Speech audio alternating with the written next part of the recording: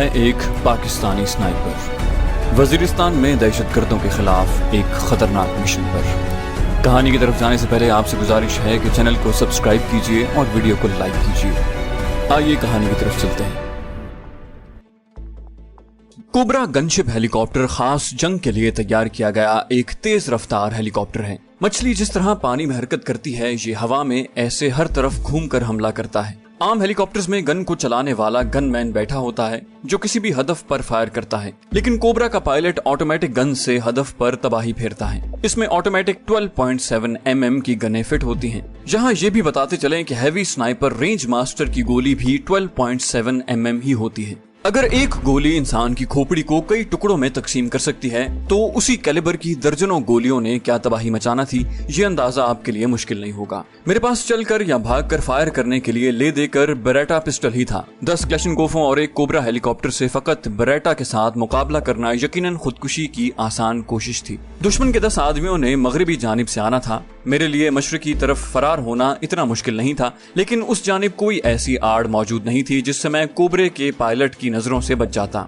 अलबत्ता शुमाल की जानिब मौजूद दरख्त और झाड़ियां मुझे नजरी आड़ मुहैया कर सकती थी। जल्दी से फैसला करते हुए मैं उसी जानिब चल पड़ा। हेली की आवाज लम्हा बलम्हा करीब आती जा रही थी। उसकी आमद से पहले मैं झाड़ियों के एक झुंड में घुसकर बेहिस्सो हरकत लेट गया था। कोबरा बहुत नीची परवाज करता हुआ उन झाड़ियों के करीब से गुजरा जहां मैं पहले लेटा हुआ था। उसके साथ ही मेरे कानों में तड़तड़ की भयानक आवाज गूंजी। वो गोलियों की बौछार करता हुआ आगे गुजर गया। मेरा दिल हौलने लगा था। अगर वो इसी तरह हर झुंड पर गोलियों के 2-3 बर्स्ट फायर करता रहता तो मुझे निशाना बनाना उसके लिए मुश्किल न होता, क्योंकि उस पहाड़ी पर झाड़ियों के इतने ज्यादा झुंड मौजूद नहीं थे। चक्कर काटकर कोबरा वापस मुड़ा और इस मर्तबा गोलियों का बर्स्ट साथ वाली झाड़ी पर पड़ा। जो सोच मेरे दिमाग में आई थी, पायलट भी उसी पर अमल पैरा हो गया था और जल्द ही मेरा नंबर आ जाना था। कोबरा मेरे साथ वाली झाड़ी पर गोलियों का बर्स्ट फायर करता हुआ आगे गुजर गया। उस वक्त मेरी बचत मगरबी समत का रुख करने में थी। गो उस तरफ से दुश्मन ऊपर को आ रहे थे, लेकिन कोबरे की गोलियों से उसी जानिब उतर कर बचा जा सकता था। लेकिन फिर मैंने एक और रिस्क लिया और कोबरे के मुड़ने से पहले झाड़ी से निकलकर चंद कदम दूर मौजूद उस झाड़ी में घुस गया जहां कोबरा अभी फायर करके आगे गया था। अगर पायलट मुझे देख लेता या वो गलती से दोबारा उसी झाड़ी पर फायर कर देता तो लॉरा ब्राउन का मुझे अलविदा कहना सच साबित होता। मगर पायलट मुझे देख नहीं पाया था और ना उसने फायर करने में गलती की थी। हालांकि उस वक्त उसका गलती करना उसे कामयाब कर सकता था। उसने वापसी पर थोड़ी देर पहले मेरा ठिकाना बनने वाली झाड़ियों पर गोलियों का छिड़काव किया और आगे गुजरता चला गया। उस सीध में जितनी झाड़ियां आई थी उन तमाम पर कोबरे की गोलियां लगी थी। कोबरे के सर पर से गुजरते ही मैं मजीद जुनूब की तरफ बढ़ा। अगली झाड़ी 15-20 कदम दूर थी, लेकिन कोबरे के मुड़ने से पहले मैं झाड़ी में दाखिल हो चुका था। पायलट गोलियां बरसाते हुए तरतीब से तमाम झाड़ियों की छानबीन कर रहे थे। ये भी मुमकिन था कि एक दफा फायर कर चुकने के बाद पायलट दोबारा एक एक बर्स्ट तमाम झाड़ियों पर बरसाना शुरू कर देता। मैं जिस झाड़ी में घुसा हुआ था उसी से कोबरे ने फायरिंग की इब्तिदा की थी। उसके बाद जुनूब की तरफ झाड़ियों के झुंड मौजूद नहीं थे। इक्का दुक्का दरख्त बिलाशुबा मौजूद थे, लेकिन दरख्तों के नीचे मैं पायलट की निगाहों से नहीं छुप सकता था। चंद लम्हे सोचने के बाद मैंने एक और तजवीज पर अमल करने का फैसला किया। जुनूब की जानिब मेरे छुपने की जगह से 50-60 गज दूर एक पथरीली चट्टान पड़ी थी। उसकी आड़ लेकर मैं पायलट की नजर में आने से बच सकता था, लेकिन उसके साथ ये भी जरूरी था कि मैं पायलट के साथ साथ उस चट्टान के दाएं बाएं हरकत करता रहता। कोबरे की अगली झाड़ी पर आग बरसाकर आगे बढ़ते ही मैं आखिरी झाड़ी से निकलकर पूरी कुव्वत से दौड़ा। मेरी पीठ पर लदा रेंज मास्टर का झोला मुझे ज्यादा रफ्तार से भागने नहीं दे रहा था, लेकिन उस वक्त जिंदगी और मौत की बाजी शुरू थी और ये बाजी कोई भी नहीं हारना चाहता। यूं भी पायलट की तवज्जो उन झाड़ियों की तरफ मबजूल थी जहां वो गोलियां बरसा रहा था। चट्टान की जुनूबी जानिब आड़ लेते ही मैं चढ़े हुए सांसों को एतदाल पर लाने लगा। उसके साथ ही मेरा जहन तेजी से उस हालत से निकलने की तजवीज सोच रहा था। अगर पैदल दुश्मन ऊपर पहुंच जाता तो यकीनन वो मुझे चूहे की तरह घेर कर हलाक कर देते। कोबरे की वजह से मैं किसी आड़ में रहकर भी उनका मुकाबला न कर पाता, क्योंकि कोबरा सर पर पहुंचकर मुझे बड़ी आसानी से हलाक कर देता। बचाव का एक ही तरीका था कि कोबरा वहां से चला जाता, जबकि पायलट का फिलहाल ऐसा इरादा नजर नहीं आ रहा था। और फिर तंग आमद बजंग आमद के मिस्दाक मैंने ऐसा फैसला किया जिसे आम हालात में खुदकुशी का नाम ही दिया जा सकता है। रेंज मास्टर का झोला पीठ से उतारकर मैंने राइफल बाहर निकाली और उस पर साइट लगा ली। चंद सेकंड के बाद मैंने 200 मीटर रेंज लगाकर राइफल के पीछे लेट गया। उस वक्त अगर पायलट उस तरफ देख लेता तो मेरा बचना मुहाल था। भरी हुई मैगजीन राइफल से जोड़ते हुए मैंने राइफल कॉक की और पीछे लेटकर पायलट पर निशाना साध लिया। कोबरे की तेज रफ्तारी मेरे लिए निहायत मुश्किल पैदा कर रही थी। अगर मैं सीधी गोली फायर करता तो पायलट को कभी भी निशाना नहीं बना सकता था। मुनासिब लीड लेकर ही मैं कामयाब फायर कर सकता था। गो किसी भी मुतहर्रक हदफ को निशाना बनाने के लिए लीड का फार्मूला मौजूद है, मगर मसला ये था कि ऐसा तभी मुमकिन है जब मुतहर्रक चीज की रफ्तार मालूम हो, और कोबरे की रफ्तार मुझे मालूम नहीं थी। इसलिए मज़कूरा फार्मूला मेरे लिए किसी काम का नहीं था। अलबत्ता पेशावर स्नाइपर्स के दिमाग में एक अपना अंदाजे का मीटर लगा होता है और उस वक्त मेरा जाती अंदाजा ही काम आ सकता था। हेलीकॉप्टर की बाएं खिड़की का शीशा खुला था, इसलिए मैंने उसके मगरिब की तरफ मुड़ने का इंतजार किया। मेरे पास ज्यादा वक्त नहीं था क्योंकि कोबरा झाड़ियों के आखिरी झुंड को निपटाने वाला था। पायलट के चक्कर काटकर मगरिब की तरफ मुड़ते ही मैंने पायलट के सर पर शिस्त ली और उसके अपनी राइफल के मुतवाजी आने से पहले मैंने बैरल को अंदाजे से मुनासिब लीड देकर दिल ही दिल में अपने पाक परवरदिगार को मदद के लिए पुकारते हुए ट्रिगर दबा दिया। ये मेरी जिंदगी का सबसे खतरनाक फायर था। ट्रिगर दबाते ही मैंने जल्दी से राइफल को दोबारा कॉक किया, मगर उसकी जरूरत पेश नहीं आई। अल्लाह पाक ने मेरी मनाजात को कबूल फरमा लिया था। एकदम हेलीकॉप्टर घूमा और फिर दरख्तों से टकराता हुआ जमीन बोस हो गया। ढलान में गिरने की वजह से वो मेरी नजरों से ओझल हो गया था, लेकिन उसके गिरने से पैदा होने वाला धमाका काफी जोरदार था। हेलीकॉप्टर को निशाना बनाने का ये मेरा पहला तजुर्बा था। इससे पहले मुझे ऐसा मौका कभी नहीं मिला था और ना मैंने कभी हेलीकॉप्टर को निशाना बनाने की कोशिश ही की थी। मैंने जल्दी से राइफल का बट और 2 पाई को क्लोज करके झोले में डाला और झोले को पीठ पर लाद कर मशरकी ढलान उतरने लगा। मेरी रफ्तार उतनी ही तेज थी जितनी किसी नशेब में उतरने वाले ऐसे किसी शख्स की हो सकती है जिसके पीछे मौत लगी हो। उतराई में दौड़ते वक्त सबसे ज्यादा मुश्किल अपने जिस्म को संभालना होता है, क्योंकि जरा सा तवाजुन बिगड़ने से इंसान का थोबड़ा बिगड़ने में देर नहीं लगती। इसका आसान तरीका यही है कि आदमी को सीधे की बजाय तिरछा होकर दौड़ना पड़ता है। यूं के पाँव का टखने वाला हिस्सा आगे रखा जाता है और आम दौड़ के बरक्स एक ही पाँव मुसलसल आगे रहता है। मेरे दिमाग में दूसरे कोबरे की आमद का खतरा बैठा हुआ था। पहले वाले को तो मैंने उसकी बेखबरी में मार गिराया था और उसके इबरतनाक अंजाम के बाद दूसरा पायलट कभी भी ऐसी गलती न करता। अचानक मेरे जहन में उनकी ट्रांसमिशन सुनने का दाइया पैदा हुआ। वायरलेस सेट काफी देर से बंद करके मैंने जेब में डाला हुआ था। कोट की जेब से वायरलेस निकालकर मैंने ऑन कर लिया। लॉरा ब्राउन बड़े गुस्से में किसी को लताड़ रही थी। वो बोल रही थी, तुम्हारे सूरमा अब तक नहीं पहुंचे, उन्हें कहो जल्दी वहाँ पहुँच कर मालूम करें पायलट को कैसे हादसा पेश आया है। ओवर। कमांडर मुबीन की सफाई देती हुई आवाज उभरी। जी मैडम, वो बस पहुंचने ही वाले हैं। असल में मगरबी जानिब से चढ़ाई बिल्कुल सीधी है, इसलिए उन्हें देर हो रही है। ओवर। लॉरा की आवाज आई, तमाम हेली के गिर्द न इकट्ठे हो जाएं। कुछ को कहो ऊपर पहुंचकर देखें, हो सकता है गिरने से पहले पायलट उस खबीस को निशाना बना चुका हो। ओवर। मुबीन की आवाज आई, ठीक है madam. Over. Over and all कहकर लॉरा ब्राउन ने बात खत्म कर दी। मैंने पुरानी फ्रीक्वेंसी लगाई। 2-3 मिनट के बाद ही मेरे कानों में कमांडर अब्दुल हक की आवाज आई। अब्दुल्ला, क्या हाल है? वो शायद वक्फे वक्फे से मुझे पुकार रहा था। मैंने कहा, माजरत खां हूँ दोस्त, मैं जरा मसरूफ हूँ, बाद में बात होगी, फिलहाल खुदा हाफिज।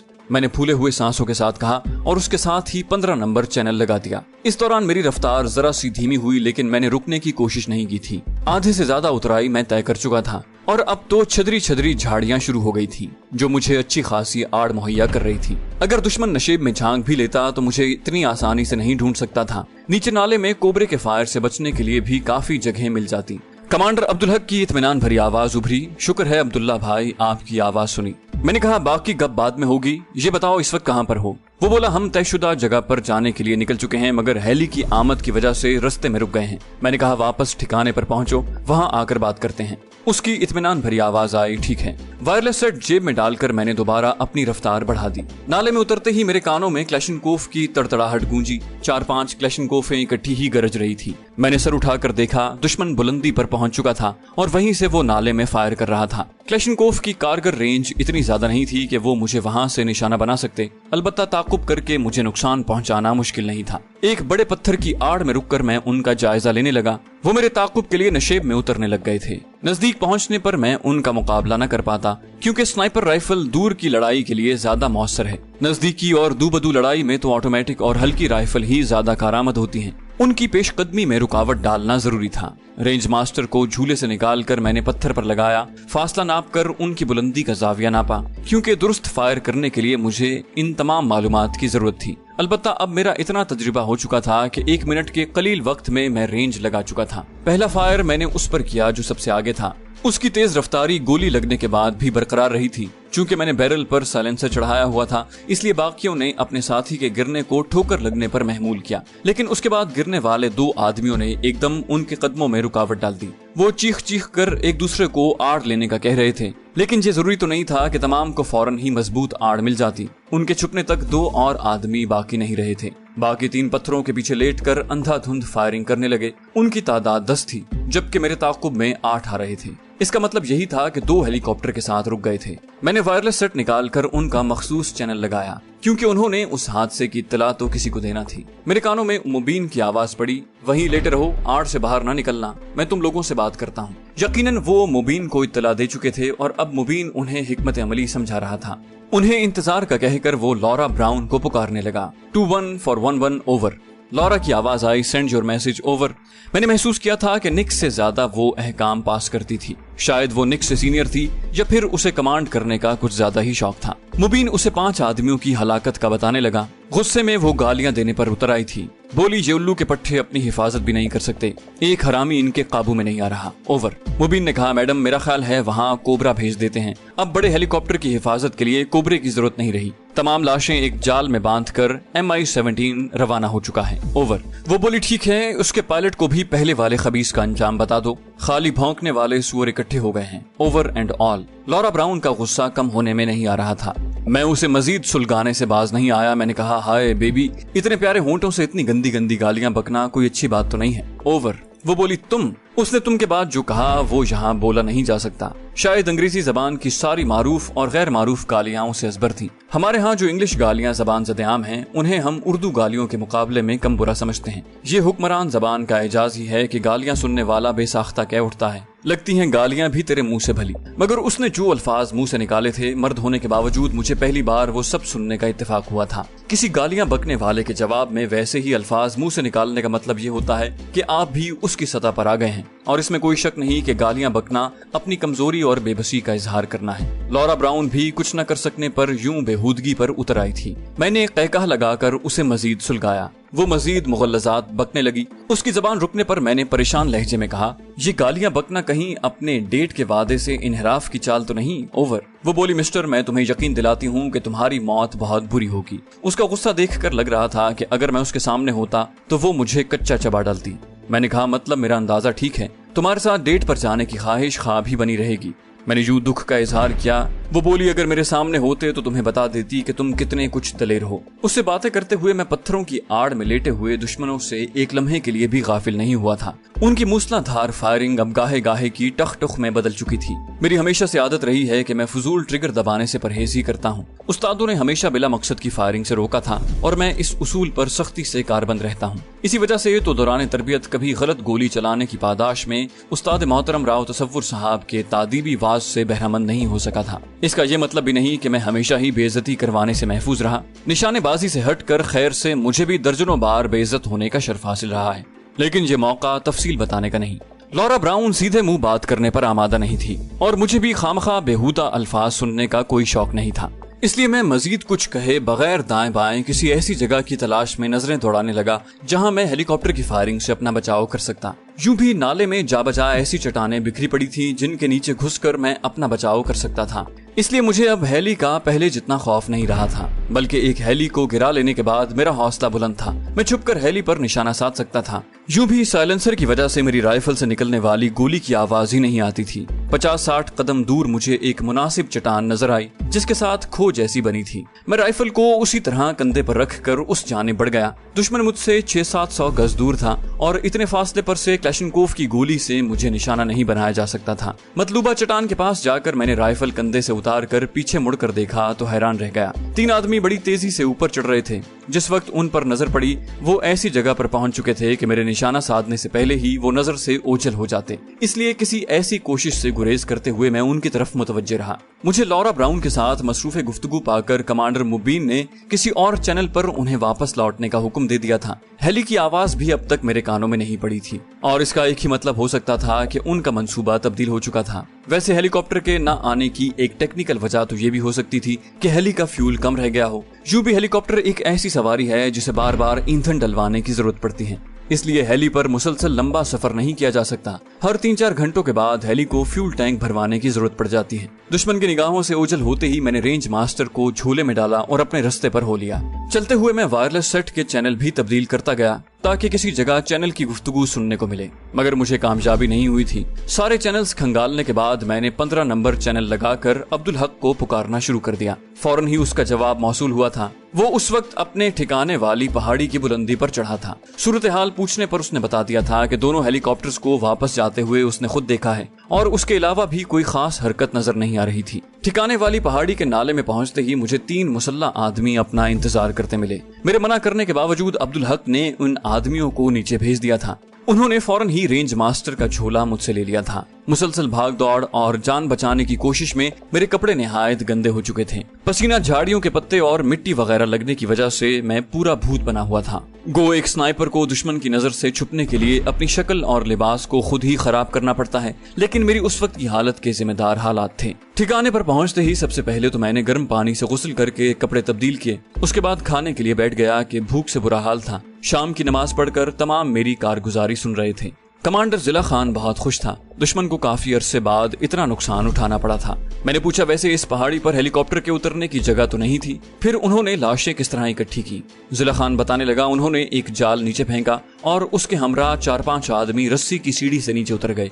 तमाम लाशों को इकट्ठा करके उन्होंने जाल में डाला और फिर जाल के चारों कोनों में लगे कुंडों में रस्सी गुजार कर हेलीकॉप्टर के नीचे बांध दिया। उनके लाशें इकट्ठा करने तक दोनों हेली हवा में चक्कर लगाते रहे। मैंने पूछा, आप कहां से देख रहे थे? जिला खान ने जवाब दिया, हम बिल्कुल करीब थे, लेकिन उस वक्त फायर करना मौत को दावत देने के बराबर था। छोटे वाला हेलीकॉप्टर बहुत खतरनाक है। एक गोली फायर होने के बाद शायद हम में से कोई न बचता। मैंने कहा, अच्छा, अब इशा के बाद अगले मरहले के लिए तैयार रहना। अब्दुल हक और जिला खान ने बैक वक्त पूछा, क्या मतलब? बाकी भी मेरी तरफ मुतवज्जे हो गए। उनके सवाल को नजरअंदाज करते हुए मैंने जिला खान से पूछा, आपके पास 12.7 mm गन्ने कितनी तादाद में मौजूद हैं? उसने कहा, सिर्फ 2 हैं। मैंने पिंडली से बंधा खंजर निकालकर गार के फर्श पर लकीरें खींचने लगा। दाएं बाएं की पहाड़ियों की निशानदेही करके मैं उन्हें तफसील से अपना मंसूबा समझाने लगा। मेरे मंसूबे का लुब्बे लुबाब ये था कि मैं एक ऊंची पहाड़ी पर मोर्चा पकड़कर दुश्मन के आदमियों को चुन चुन कर निशाना बनाता। इस दौरान जिला खान के आदमी उस पहाड़ी को घेरे में लेकर मुझे हिफाजत मुहैया करते रहते ताकि दुश्मन वहाँ अपने आदमी भेजकर मुझे नुकसान न पहुँचा सकता। इस तरह हेलीकॉप्टर्स के खिलाफ वो साथ वाली पहाड़ी पर 12.7 गन्ने लगाकर उनकी मदद से हेलीकॉप्टर के खिलाफ कार्रवाई कर सकते थे।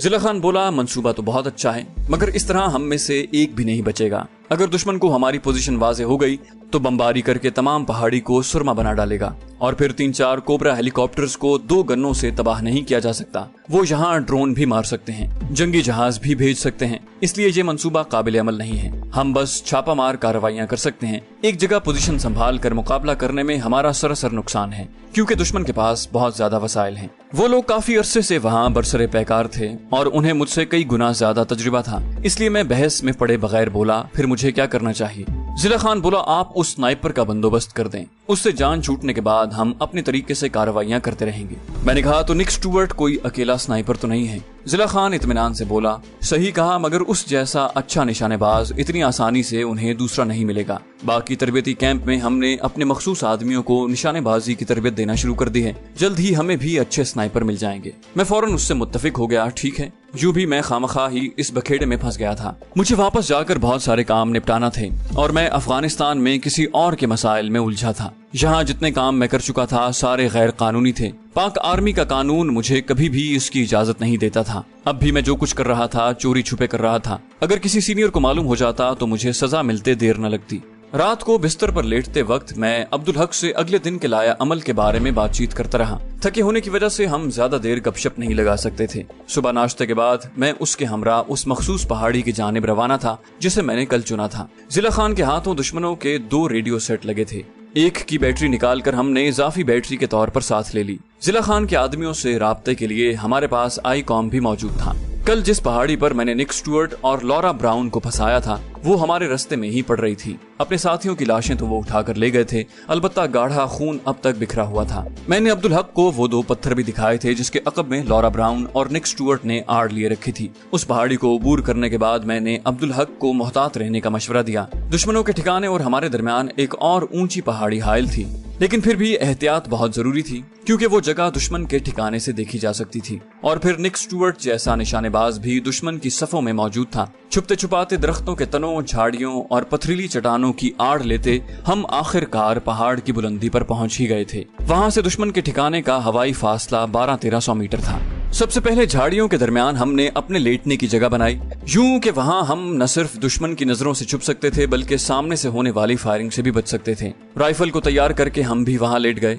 दुश्मन के ठिकाने का जायजा लेने पर हमें कोई चहल पहल नजर नहीं आ रही थी। लाजमी तौर पर निक स्टुअर्ट और लॉरा ब्राउन ने उन्हें आड़ में रहने की सख्ती से अहकामात दिए होंगे। रेडियो सेट पर भी खामोशी छाई हुई थी। अब्दुल हक ने पूछा, हम कब तक यहाँ छुपे रहेंगे? मैं मुस्कुराया, अब वक्त की गिनती भूल जाओ, यहाँ से मरकर या मारकर ही वापसी होगी। कमांडर अब्दुल हक फलसफियाना लहजे में बोला, मुझे लगता है कि एक स्नाइपर का साथ चुनकर मैंने अपने लिए ख्वारी देख ली है। मेरे खिलखिलाने पर वो दोबारा बोला, जानते हो सबसे मुश्किल काम इंतजार होता है, और ऐसा इंतजार जिसका फल मिलने की उम्मीद कम ही हो वो तबीयत पर और भी गिरा गुजरता है। मैंने कहा, यही स्नाइपर की जिंदगी है और ऐसी जिंदगी हर कोई नहीं गुजार सकता। गपशप करते हुए भी हमारी नजरें हदफ की तलाश में सरगर्दा रहीं। इस दौरान हमें थोड़ी बहुत हरकत भी नजर आ रही थी, लेकिन अब मैं अपने हदफ के अलावा किसी को नहीं मारना चाहता था, क्योंकि किसी एक आदमी के मरते ही निक स्टुअर्ट मजीद चौकन्ना हो जाता। अब्दुल हक ने पूछा, वैसे अपने हदफ को पहचानेंगे कैसे?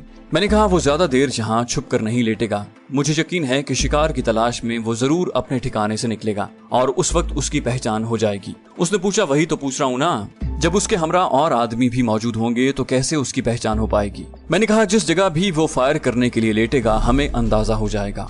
कमांडर अब्दुल हक की समझ में मेरा फलसफा आया था या नहीं, लेकिन उसने दोबारा इस मुताल्लिक सवाल न किया। दोपहर को हमने साथ लाया हुआ खाना खाया और पानी पीकर दोबारा निगरानी के लिए लेट गए। खाने के बाद अब्दुल हक को नींद आने लगी थी। उसे सो जाने का मशवरा देकर मैं जागता रहा।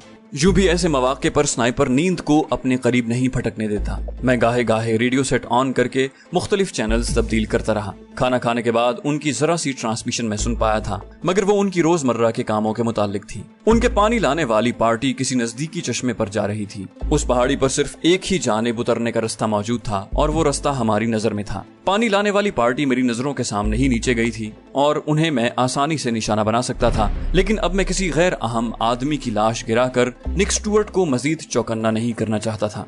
दोपहर को अब्दुल हक की आंख खुली और उसे मैंने मशरिकी जानिब की ढलान पर रात गुजारने की जगह ढूंढने के लिए भेज दिया। अंधेरा छाने से पहले ही उसने एक गार ढूंढ लिया था और काफी सारी खुश्क लकड़ियां उसने गार के अंदर इकट्ठी कर दी थी। शाम का अंधेरा फैलते ही मैं उसके हमरा गार में पहुंच गया।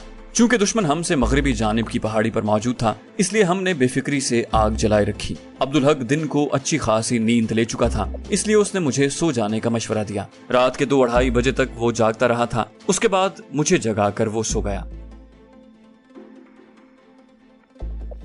चैनल को सब्सक्राइब कीजिए और बेल आइकन पर क्लिक कीजिए ताकि आपको तमाम वीडियोस फौरन मिलती रहें।